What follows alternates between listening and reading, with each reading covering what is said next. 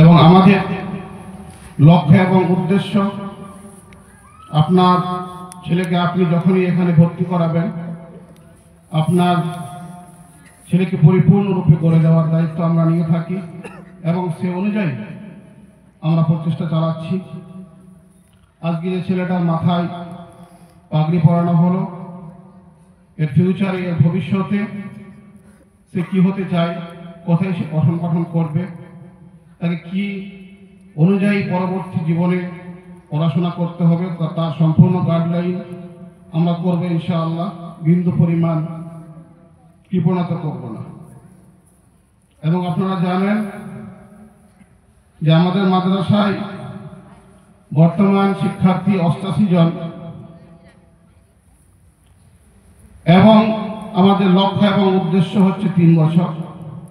আলহামদুলিল্লাহ এখনো 2 বছর পরিপূর্ণ হয়নি এবং আল্লাহ যদি বাঁচিয়ে রাখে, আমি যদি বেঁচে থাকি, আপনারা যদি বেঁচে থাকেন, তাহলে ইনশাআল্লাহ আমাদের লক্ষ্য এবং উদ্দেশ্যে আগামী বছর আমরা 10 থেকে 12 জন হাফিজ দেখতে পাবো ইনশাআল্লাহ।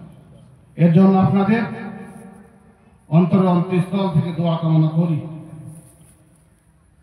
যাই হোক, এখন আপনাদের সামনে আমাদের শিক্ষার্থীরা বিদায়ী গজল পরিবেশন করবে, তাই আমি আমাদের শিক্ষার্থীদের আহ্বান করব, তোমরা যারা বিদায়ী গজলে অংশগ্রহণ করেছো তোমরা বিদায়ী গজল পরিবেশন করো।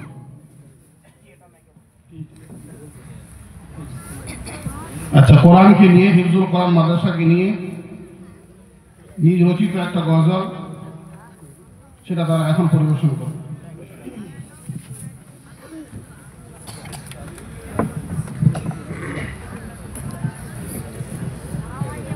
আরেকটা মাইক্রোফোন কই মোবাইল আছে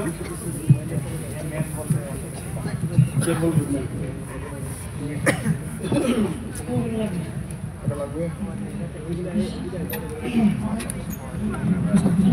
কি দেখতে হবে